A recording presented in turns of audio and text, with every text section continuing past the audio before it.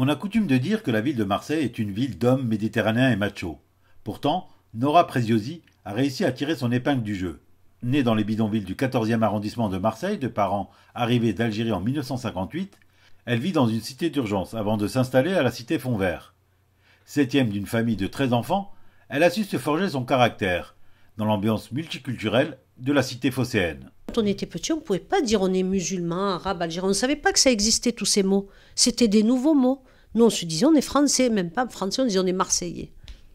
C'est plus important d'être marseillais. Ah oui, pour nous, quand on était enfant, marseillais, c'était important. On croyait que c'était un pays.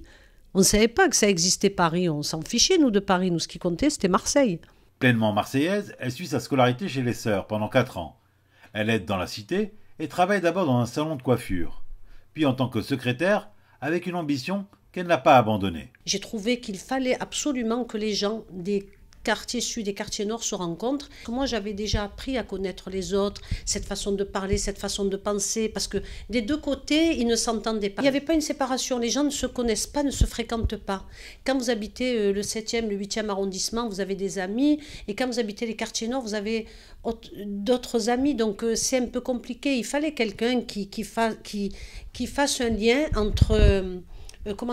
qui fasse un lien entre le nord et le sud. Je mets en avant les femmes des quartiers nord et des quartiers sud. Aujourd'hui, elles se connaissent, on fait des spectacles pour les femmes, et croyez-moi qu'elles s'adorent, elles s'embrassent, elles sont contentes de se connaître. Mais il fallait faire un pas en avant, et puis je l'ai fait, et puis je suis contente. Cette rencontre entre le nord et le sud de la ville va la pousser naturellement à aller vers la politique. Je m'engage en politique très tard, parce que bon, ça ne m'intéressait pas, la politique. Je trouvais que, je disais, oh là là, c'est politique, qu'est-ce qu'ils racontent? J'ai dit, moi je ne pourrais pas faire de la politique parce qu'ils font que mentir. Je trouvais que c'était un monde qui n'était pas le mien. Et puis après, bon, je me suis mariée avec mon mari, Jacques-Antoine Preziosi, qui est le spécialiste en France de l'handicap et de l'indemnisation, un des plus grands avocats français, on va dire. Il ne faut pas avoir honte, j'ai la chance d'avoir rencontré mon mari. Et puis un soir, je fais une soirée à la maison, et puis il y avait des politiques, et là je suis repérée par Renaud Muselier. Il me demande de venir. Je dis bon, si tu veux, mais moi je veux pas faire de la politique. Moi je veux aider les autres. Le maire de Marseille, Jean-Claude Gaudin, m'a tendu la main et puis m'a tout donné. Il m'a aidé et j'ai pu faire ce que je voulais. Et grâce à Jean-Claude Gaudin, il a pu ouvrir, comment dirais-je, il a pu créer une petite cellule pour les femmes. Et aujourd'hui, cette cellule, on reçoit plus de 4000 personnes. C'était un travail que je devais faire. Et je l'ai fait avec le cœur, vraiment. Moi, je ne suis pas une politique qui va dire « moi, je fais ça pour de la politique ». Moi, vous pouvez interviewer énormément de monde. Ils vous diront « Nora, qui elle est ?» Je fais de la politique, mais pas pour moi. Moi, comme je dis, ce n'est pas moi qui ai besoin de la politique, c'est la politique qui a besoin de moi. Lorsqu'elle se lance, pas évident d'être de droite, alors que la majorité des enfants issus de la diversité sont plutôt à gauche. Surtout qu'elle a un mentor en politique qui en général passe mal. Moi j'ai aimé Sarkozy, avec Sarkozy ça m'a donné envie de foncer, de faire plus que de faire vraiment de la vraie politique, d'aider les autres. Parce que lui, c'est ce qu'il m'a dit. Il m'a dit, tu veux faire de la politique, il faut vraiment aider, il faut aller sur le terrain, il faut leur parler, il faut leur dire ce que tu penses. On m'a souvent insulté. Je suis allée dans les quartiers nord où c'était très difficile. Quand on disait l'UMP, c'est comme si l'UFN rentrait. Aujourd'hui, les gens, ils sont beaucoup plus libres, ils ont moins honte d'être de droite. Pourquoi je suis à droite? Mais pourquoi j'ai pas le droit d'être à droite? Je suis pas une droite facho, je suis pas une droite... Moi, je suis une droite humaine. Ça existe. Et ça, personne n'en parle. Moi, j'ai jamais voulu être à gauche. Je suis pas une femme de gauche. J'ai toujours travaillé. Je me suis levée le matin, j'ai travaillé, je partais, je prenais 3 bus, un métro pour aller travailler. Le sens de l'effort, je sais ce que c'est. Moi, j'ai rien contre la gauche. J'ai beaucoup d'admiration et de respect pour les gens qui ont ces convictions. Parce que c'est un bon parti pour eux, pas pour moi.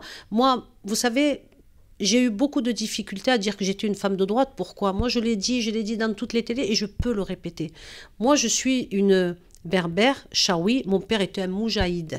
Et il a adoré De Gaulle. Donc, on était obligé de voter De Gaulle. Et puis, nous parler du sens de l'effort, la famille, le respect. Tout ça, je l'ai eu toute ma vie, toute ma jeunesse, toute mon enfance. Donc, comment voulez-vous que je sois à gauche? Après, à gauche, on vous dit, oh, il y a beaucoup de gens humains, il y a beaucoup de gens intello. Vous croyez qu'à droite, il n'y en a pas? Et on ne lui reproche pas que d'être de droite. Elle a droit à plusieurs qualificatifs peu avenants. Oh, moi j'ai eu beaucoup de problèmes. Je suis une femme, je viens de la diversité. Pour eux, ils vous appellent beurette quand vous arrivez. Et puis, ils vous appellent beurette premier mandat, deuxième mandat, on arrête. Quand j'étais plus jeune, je réagissais sans témoin. J'allais vers la personne, je disais deux mots. Aujourd'hui, on peut me dire ce qu'on veut. En fait, je tire un rideau. Une cause lui tient à cœur, celle des femmes, sur laquelle elle a particulièrement travaillé. En politique, elle estime que plus que son statut de femme, c'est autre chose qui dérange. Être une femme, très sincèrement, c'est un peu difficile dans ce monde de machistes, comme on dit. Mais effectivement, le plus difficile, c'est d'avoir des origines. On vous reproche toujours. Parce qu'on a des origines, on n'a pas le droit de faire de la politique.